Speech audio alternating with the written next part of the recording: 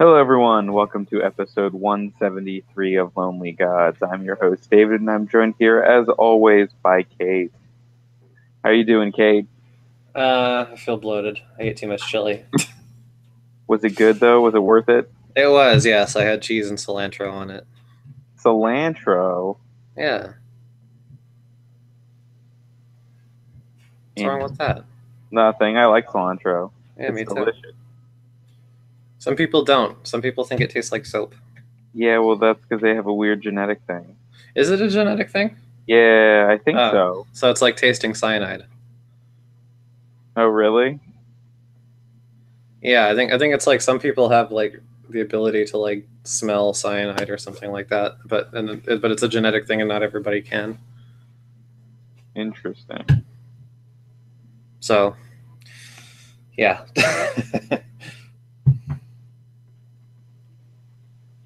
Cool. Anyway, so do we have any Doctor Who news, Kate? Well, not news, mostly rumor. Oh, what's the word? The scuttlebutt. Okay, so earlier this week, I saw somebody being like, "Oh my God, there's a huge scoop with Big Finish on Twitter right now that's making the rounds."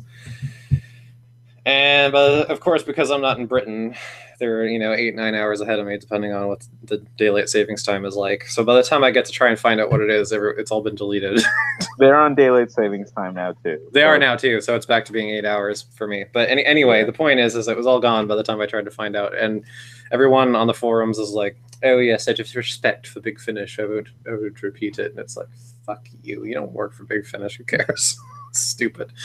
So anyway, I wasn't able to find out, and then that was early in the week, and then a couple days ago, apparently at a fan convention or something, Michelle Gomez was talking about how Missy might be appearing in Big Finish soon, and everybody's all excited about that. And except for you, except for me. And so I was like, oh, that might have been the scoop, but apparently that isn't the scoop that was deleted. So what's the scoop? I don't know. Oh. But apparently it's a huge bombshell news, so I guess we'll find out. So that's, I tried to track it down for you, Dear listener. No, not dear listener, you. We don't have any listeners anymore, remember? That's true. We used to have like 30 listeners on the Random Assault channel, but then I didn't announce that we were moving, so nobody knew, and they probably think we're all canceled. It'll never end. No. Doctor Who ends, and then it already hasn't. I don't know what you're talking about. So I don't know what it is, but apparently people who did see what it was were like, well, if we put those two things together, that could potentially be big news. And it's like, why don't you fucking people just say... I don't actually have an account on any Big Finish forums, or I don't even have a Twitter anymore. So when I troll these things, I can only just like seethe with impotent rage. Nobody's telling me what's going on because I can't actually, communicate with anybody. I don't blame you. I don't have a Twitter anymore either. No, well, I mean, social media sucks. Yes, it does. Awful. So anyway, that segues into my other thing, is that John and I started season 9 with Magician's Apprentice and Witch's Familiar, which is the 2-part premiere episode. Yeah. And I mostly liked it because there was a good Davros and Dalek story, and I disliked it because Missy is just, I don't know what it is, but she just fucking annoys me. It's not even that she, that I'm just like pining for another Delgado. It's just that she just annoys the shit out of me the same way that John Sim annoyed the shit out of me as the Master. I can't stand her. This whole like Mary Poppins twirling around shit and fucking giggling and being stupid and fucking making sexual innuendos every 3 seconds, and it's just like fucking it's too much of a muchness. She wasn't as batshit as she was in the finale for season 8, but like, man, it was annoying. Hey, Pickle. Yeah. Missy's annoying, right? What the fuck? What the fuck did they do? Don't bring in outside help. Can they just bring back Delgado the way that they brought back Tupac? As a hologram? Yes. And just have him be the Master again. I mean, he is an evil wizard, so maybe. Yeah, she's just dragged down that episode. I liked it otherwise, but ugh. Just needs to dial it down like another 2 notches and knock off some of the silly shit. They do. They get the next season with it. I like what they do with her, but I don't really honestly remember much of that stuff. Irritating. I was more just excited for Claire to go away. You know what? If it comes down to an either or, I'll take Claire over Missy. Because she might be a little bit bland sometimes, but she doesn't drive me up the fucking wall. Sometimes. Yeah, sometimes. She was good at being scared of the face huggers when Santa Claus came. Yeah, but she doesn't. She doesn't really do anything, and it's annoying. Well, I mean, neither does Turlough. He doesn't do much but lurk, and we like him anyway. So. Yeah, but I like Turlough. I like Turlough for his facial expression and just his general demeanor and the way he looks. It tickles my fancy. Anytime I see Turlough doing shit, I'm like, yeah, you look just weaselly.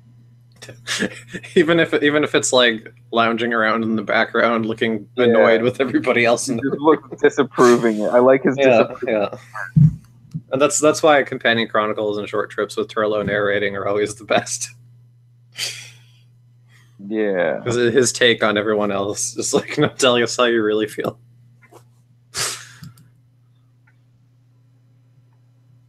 So whatever, Missy sucks, and I'm surprised that the reaction to her from both, like, from what I can see now, and also I remember like when those episodes were going out, it seemed really positive, but I just I don't know, and I kind of felt like, you know,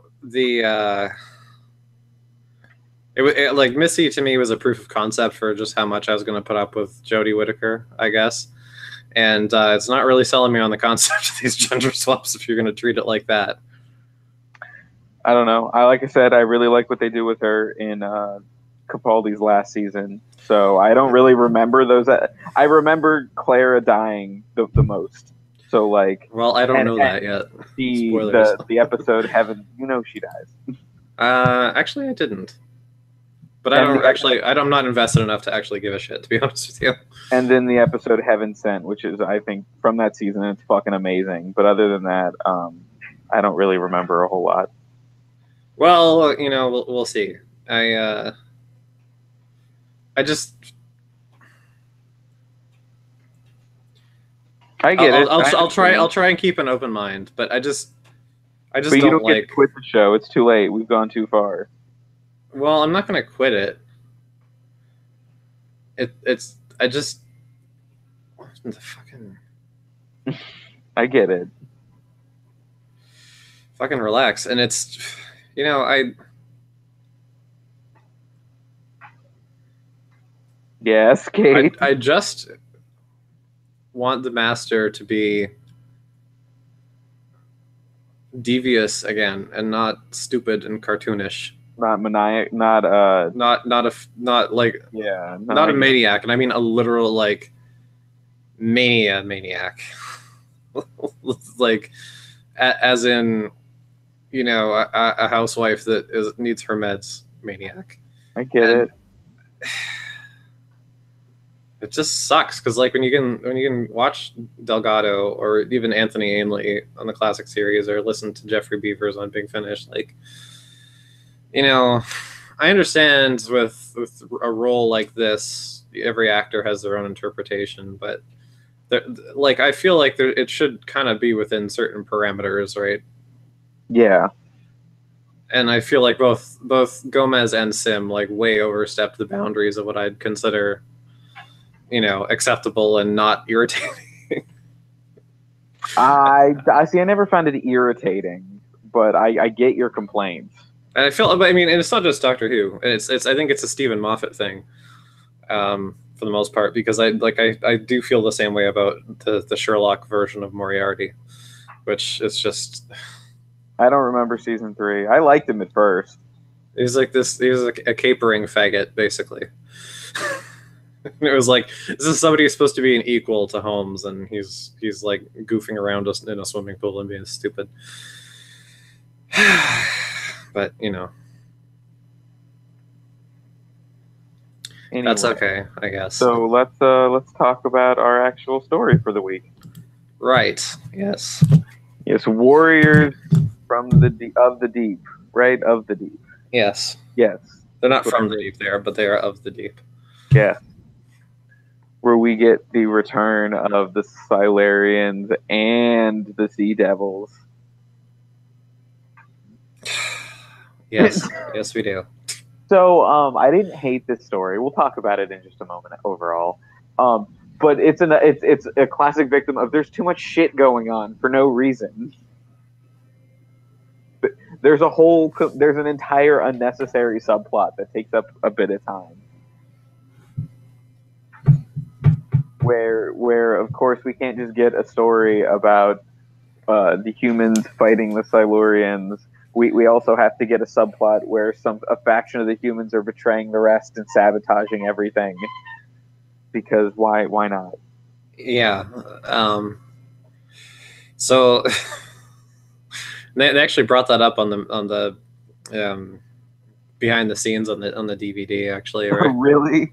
I think Peter Davison and Janet Fielding were bitching about it, and so like basically for those of you who don't know, So anyway. the basic, okay, so hang on, the basic premise for Warriors of the Deep is that okay, and there's this underwater sea base. It's like in the future, like the late 21st century. We get some okay.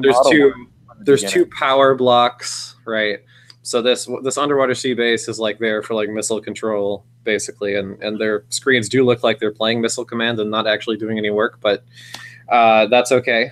Anyway, so there's these bad people that have infiltrated the crew of the sea base to like make a false missile launch and start the war for their side, and then the Silurians come in and stop them from doing that so that they can launch so that they can do false missile attack and cause a war that'll wipe out the humans. Also, the Silurians again and the Sea Devils. Yeah. Also, they've dressed the Sea Devils in samurai garb for some reason. Yeah, I don't know why. Faith watched a good chunk of this with me and was commenting on the costumes and the effects. Yeah, well, I mean, this is one of those stories where somebody who thinks that the classic series is cheap and lame will not have their views challenged, and it would be absolutely correct. It's too bad because it's like somebody who's not a classic series fan. It's like say that though, but they made a lot of costumes. Like, I have the feeling they were sitting in a closet since the 70s. But this is clearly a different design. Not really. I mean, the Sea Devils are more or less the same, I think. I mean, the Silurians are more brown than green in this one for some reason. But, at least, hey, they're the same basic shape, right, Stephen Moffat? And not just boring green Asari, right, Stephen?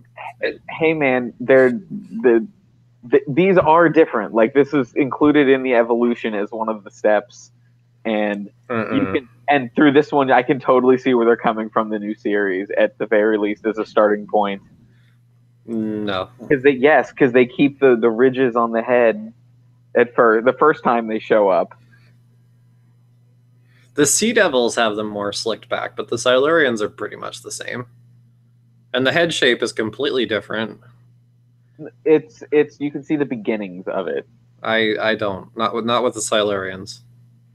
Well, I mean, I don't know how else to explain that, like 5-star head shape. But anyway, I don't see the resemblance, but go ahead. So we start with the machinations of both the human saboteurs and what's going on there, because also their missile system is controlled by a mind meld machine. Because why wouldn't it be? Because why wouldn't it be? That's so practical. Because that's another complication in the story. It's like, well, what is the point of this? It's create false jeopardy at the end when the doctor has to take control of the machine at risk of his mind. But then does it perfectly? Because, I mean, he's a Time Lord, so his brain is, bigger and fine. So. Oh, and I do want to say before I forget, and before we move on, there's a moment in like the final episode where the Doctor is chastising humanity and calls them pitiful human beings, and it's like, wait a minute, that's not something the Doctor would say. Not really, no. No. He's chastising them for suggesting gassing the Silurians to prevent a nuclear Armageddon, and then he does exactly that. Yes. There's a lot of that in Warriors of the Deep, where people are like, don't do that, I'll stop you, and then proceed to do whatever it is they just stopped. This is a good script. Warriors of the Deep is a clear attempt to recreate Earthshock. You think so? Yes, because it's a more action-focused story with a classic villain that's meant to have some impact. I mean, just think of the way the final scene is. I suppose so. I mean, it would lack the impact of Earthshock because by the end of it, everyone's dead. But I mean, other than the regulars. But the thing is the guest cast sucks so much that you don't care. And yeah, but that's not, it's an attempt to recreate. I'm not saying they're on the same level at all. No. I know. I'm just structurally the twist on the genre, similarly to on the more action focused. Like I feel like Warriors thought it was smarter though. Like I felt like they were like, oh, look at our Cold War allegory. You know. There were parts of the story, like I liked some of the setup, and there was an idea for a good story here. But yeah, the script is terrible. Characters act out of character. Turlough does nothing. He wanders around. He has a gun sometimes. He does have a gun sometimes, which it would have been cooler if he used it. Yeah, it always triggers me in old shows when guns don't have a muzzle flash and they just kind of go bang and there's not like any visible discharge. And I realize, like, you know, shooting in real life, you don't always have a big bang and a flash, and you know, you usually don't see the path of a bullet unless you've got tracer. But you know, on TV, it's it's one of those things that I would prefer, because otherwise it makes it look like nothing's really going on, and it's especially bad when the pitiful attempts at action scenes in this episode are mostly just people standing in a line and shooting at each other, but not moving in the slightest or having any kind of like cover or utilizing any manner of small arms tactics at all beyond just kind of standing in a row and not moving. Yeah. Well, meanwhile, they're getting slaughtered by a couple of guys in a fucking horse costume.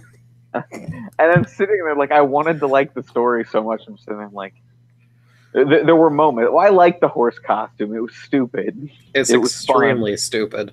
It was. My favorite was the evil doctor lady like trying to fucking karate chop the thing. Get killed. Yeah.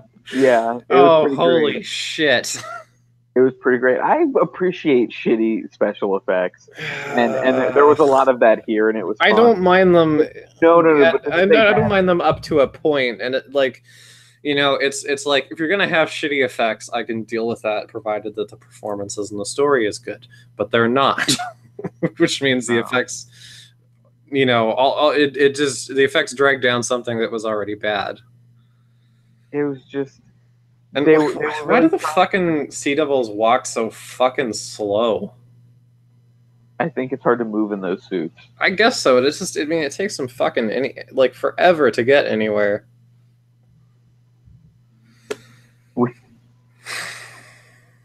I don't know.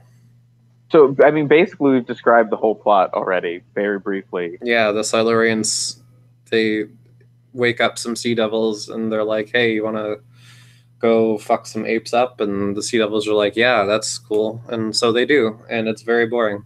They're trying to start a fake war, or use a fake missile launch to start a war that humanity will wipe itself out, even though the humans were trying to do that too, basically. Well, the bad humans. Bad humans. Yeah.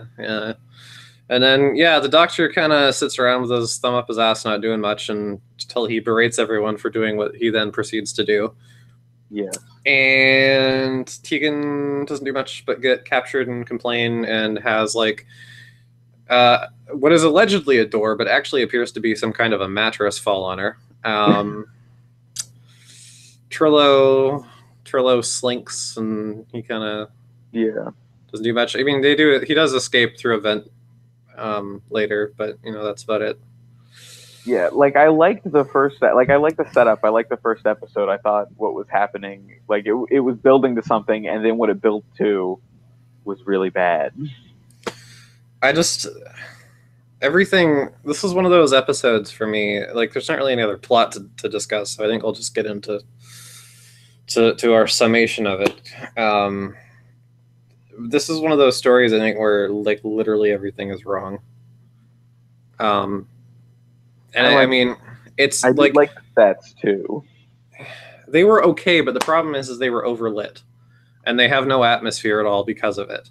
Everything is gleaming white and extremely, extremely bright. This is an undersea base. If you want the Silurians or the Sea Devils or their fucking two-person horse costume that painted green to be scary, you need some shadow. You need some rust. You need some dripping water. You need some slime. You need something like it's like. And that's one of the things that the black and white episodes do so much better. Even the New Who, a lot of the time, I think, is use shadow and use lighting to create atmosphere. And it's easier to do in black and white and still have everything visible, I think. But, actually, when we were talking, when I was talking to Faith about some of what we were watching, I brought that up about the black and white and how it made some of that more effective. Mm-hmm. Yeah, I knew something was wrong at the end of the first episode when like things were starting to build and get interesting, and then the Doctor falls off a scaffolding into the water, and Tegan and Turlough look at him and immediately just go, "Oh my God, he's drowned!" And it was like he just dropped in there. Like he's been in there for like maybe 5 seconds, and Turlough's like, "Forget about him. Let's get." Yeah, it's like. You move fast, don't you, Ginger? Like, or sorry, Ginger. Oh boy, yeah. So that sucks. But no, there's really no atmosphere to it. Just the way that it's like, 80s Who in particular is usually gets a lot of flack for being overlit and flat, and I don't think that's true all the time, but it's definitely true in this story, and it's just. Yeah. I just find it really. This whole story, the script is shit. It's boring. It's absolutely boring. The fact that we could describe the entire plot in about 4 sentences is boring, and it's weird that you say that it's overstuffed. But I feel like nothing fucking happens. So maybe they threw in too many elements, but nothing going on. Like that's why nothing happens. Like we start the story with. There's a lot of plot we didn't mention because none of it actually matters to the overall plot. Like we start the story with I can't even remember what the kid's name is. The one, so someone died. The guy who brain pilots the missiles dies. So his like. Well, he dies because his like USB port or whatever has been hacked by the bad people, bad humans, to make him sabotage stuff. And then he dies because everyone dies in this story.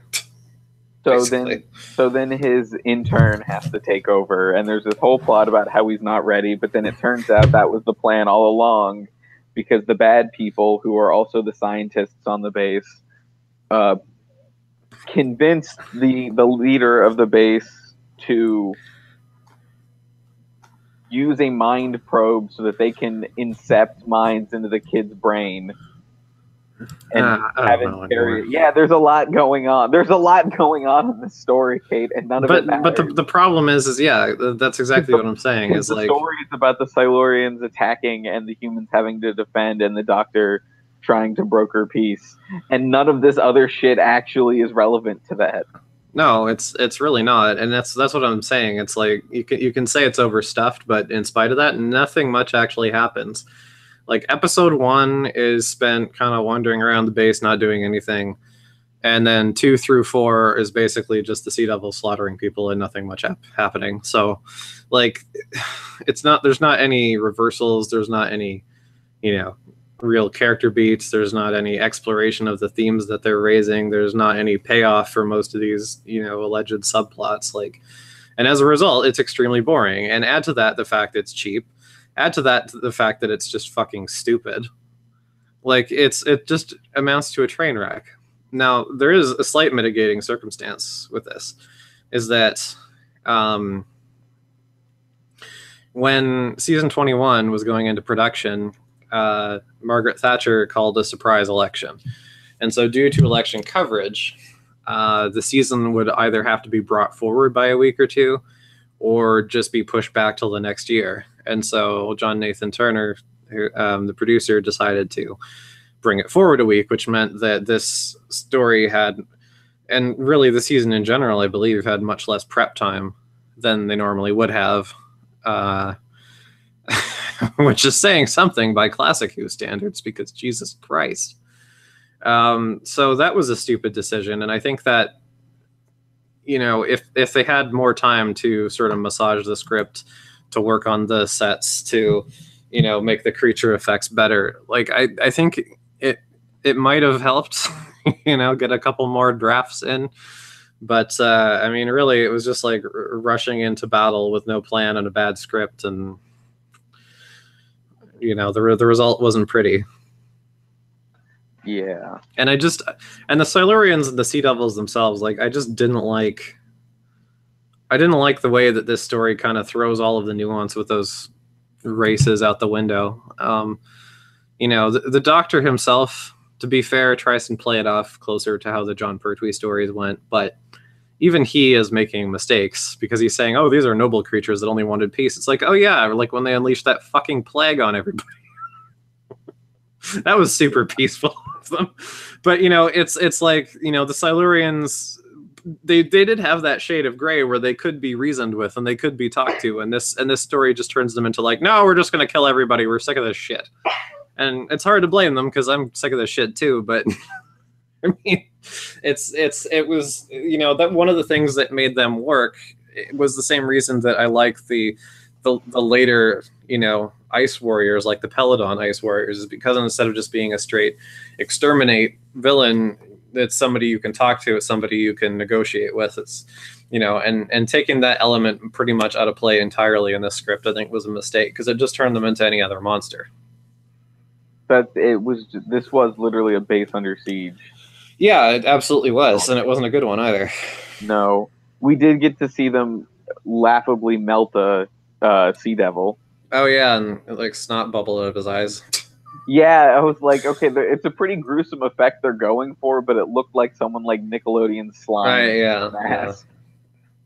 And it only happened once. They gassed the rest of them, and nobody else drips. So that guy, I think, was just like congested, you know. So, you know, it was bad. It was dumb. Yeah. I don't know what to say about it other than that it was shit. This is going to be a real short podcast, but it was fucking shit.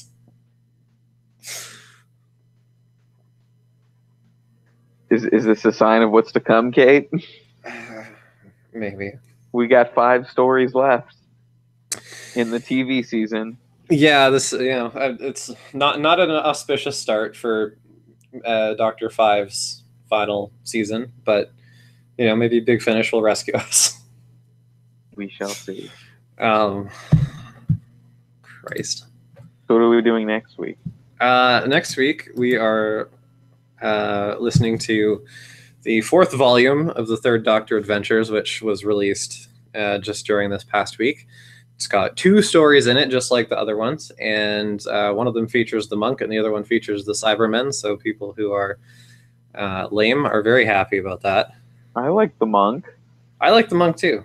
It's just more that, like, people have like pretty much ever since the Third Doctor Adventures became like an ongoing, you know, yearly or twice yearly release, fans have been asking for a Cyberman story, because the Third Doctor never did the Cybermen on TV, and on audio it's only been just the one companion chronicle. So people have been bugging to have him fight the Cybermen forever, and now they've got their wish. And I don't know, I just kind of feel like not every Doctor has to fight every enemy. It really depends on if the story is good. I just, it's people that ask for Cybermen for the sake of it. I think you're stupid. Yeah, no, I honestly agree with you, especially because like it's the Cybermen. It's like I'm not going to ask for a Cybermen story. I'm not going to ask for a Dalek story. If you give me a good one, I will be happy. But like that's not what I would ask for. No, I know, but whatever. Guess it's like wrestling. People want to see their favorites fight each other. I guess. Anyway, so that's happening for Third Doctor Volume 4. Let's see. And then for the Fifth Doctor, we will be watching another TV story, The Awakening. And it's only a two-parter, so hence the pairing it with the box set this week, I guess. Cool. That works. Hopefully it's better than this shit. Hopefully. We shall see. All right. Bye, everyone.